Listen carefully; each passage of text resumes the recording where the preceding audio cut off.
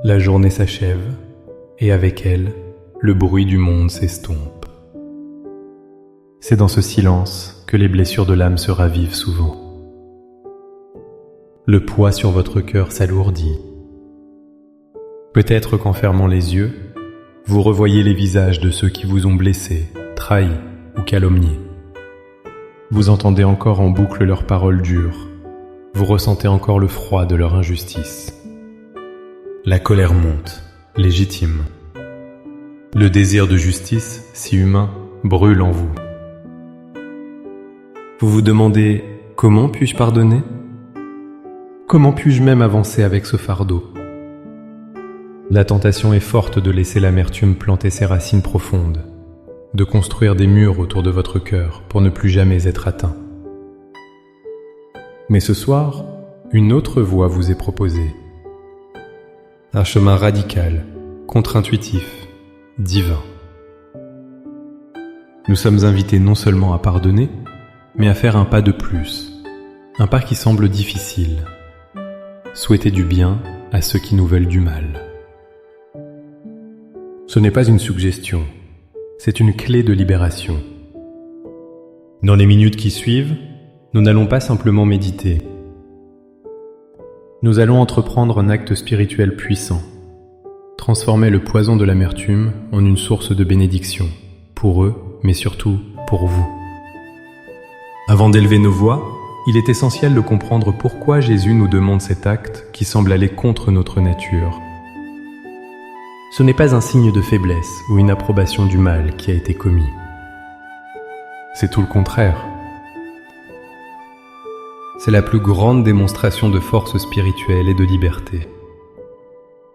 L'apôtre Paul nous éclaire dans sa lettre aux Romains, au chapitre 12. « Bénissez ceux qui vous persécutent, bénissez et ne maudissez pas. Ne vous vengez pas vous-même, bien-aimés, mais laissez agir la colère de Dieu. Ne te laisse pas vaincre par le mal, mais surmonte le mal par le bien. » Comprenez bien ceci.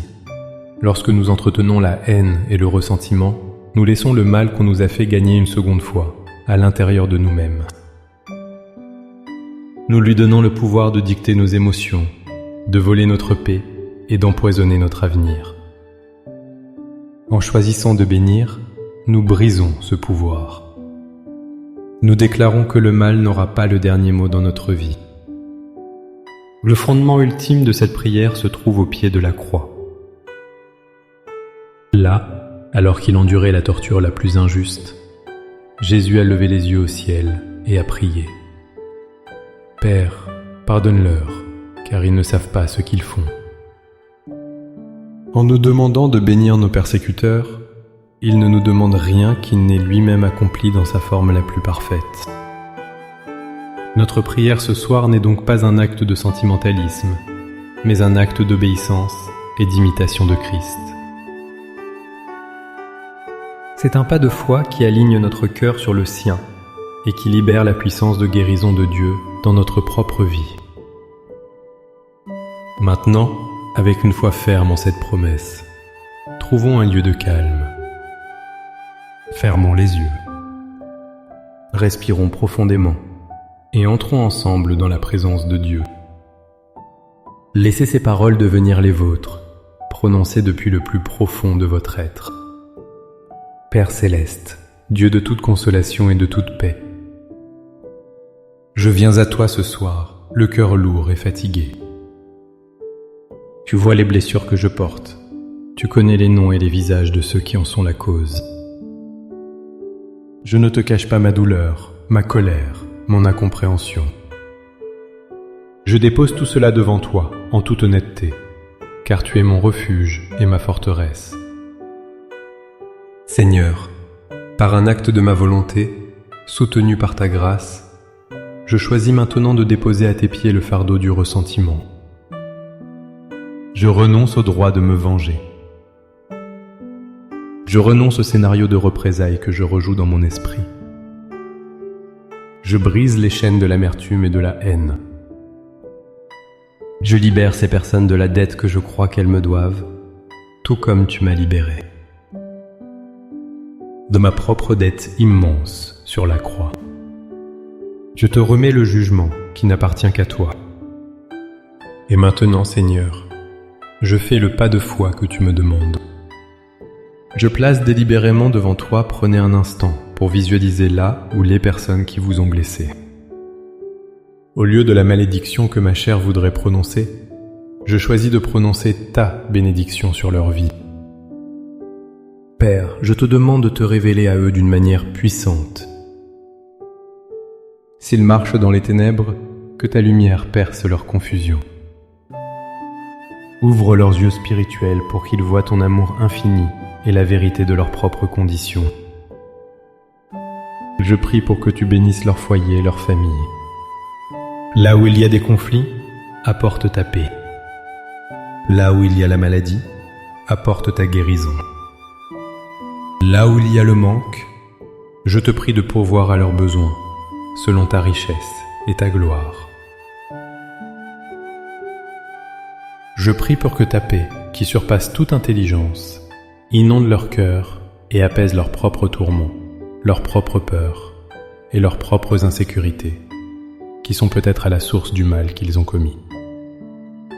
Saint-Esprit, je te prie de les convaincre de péché, de justice et de jugement, non pour leur condamnation, mais pour les amener avec douceur à la repentance, à la restauration et à la vie éternelle que tu offres à tous. Brise leur cœur de pierre et donne-leur un cœur de chair. Et maintenant, Père, alors que j'ai libéré cette bénédiction, je me tiens devant toi, les mains ouvertes, pour recevoir ta guérison pour mon propre cœur. Je reçois ta paix en échange de mon angoisse. Je reçois ta joie en échange de ma tristesse. Lave-moi de toute trace d'amertume et remplis-moi de ton amour, de ta compassion et de ta force. Je te remercie car tu transformes cette épreuve en un témoignage de ta puissance rédemptrice dans ma vie. Merci parce que tu es fidèle. Au nom puissant et glorieux de Jésus. Amen. Cette prière est plus qu'un simple rituel du soir. C'est un pas de géant dans votre marche spirituelle. Vous avez peut-être pleuré, vous avez peut-être lutté avec chaque mot, mais en persévérant, vous avez brisé une chaîne ce soir. Vous avez choisi la vie et la liberté. Ne laissez pas cette victoire être isolée. Faites de cette prière une discipline chaque fois que la douleur refait surface. Si cette prière a touché votre cœur et vous a apporté un début de paix, montrez votre soutien en aimant cette vidéo. Partagez-la avec quelqu'un qui pourrait être prisonnier du ressentiment et qui a besoin d'entendre ce message de libération. Et abonnez-vous pour continuer à grandir ensemble dans les chemins profonds de la foi. Pour sceller votre décision devant Dieu et la communauté, écrivez dans les commentaires « Je choisis de bénir ». Chaque commentaire est une déclaration de liberté, une graine de guérison plantée dans la terre de votre cœur. Que la paix de Dieu qui surpasse toute intelligence garde vos cœurs et vos pensées en Jésus-Christ. Soyez bénis.